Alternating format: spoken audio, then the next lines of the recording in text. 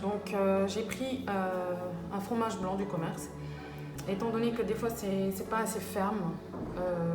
Donc je prends une quantité que je mets dans le tamis et je fais passer toute une nuit au frais.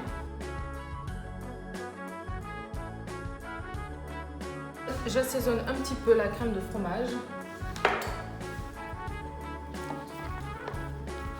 Voilà, histoire de donner un peu de goût. Alors, vous pouvez utiliser les carrés de fromage qu'on vend dans le commerce, les façons Kiri et autres. Si vous voulez, vous pouvez aussi ajouter un petit peu de crème fraîche. Ça, c'est bien sûr pour tout ce qui est bagels, tout ce qui est toast. Voilà, si vous voulez une crème de fromage assez onctueuse pour accompagner vos buffets froids. Voilà, c'est une très bonne recette.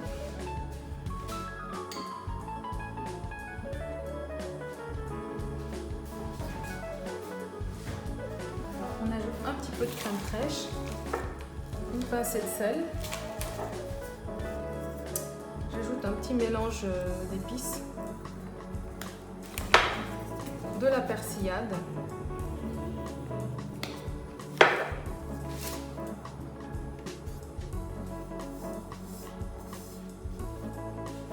voilà, un peu d'oignon vert ou de la ciboulette si vous en avez.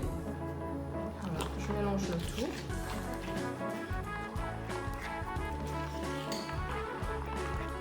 Alors, si vous avez utilisé du fromage blanc que vous avez égoutté toute une nuit pour enlever l'excès, le reste d'eau qu'il y a dans le fromage blanc, donc c'est une partie du liquide, donc c'est de l'eau que vous avez enlevé, mais là vous remplacez par de la crème fraîche. Donc ça rend la crème onctueuse. Voilà, il ne s'agit pas de d'enlever de l'eau pour rajouter de l'eau. C'est de la crème, et la crème, on sait que ça a beaucoup de goût. Parce que des fois, le fromage blanc a un goût assez... un peu comme du yaourt, donc c'est pas forcément... ce n'est pas une saveur qu'on recherche forcément pour faire une crème de fromage pour des toasts.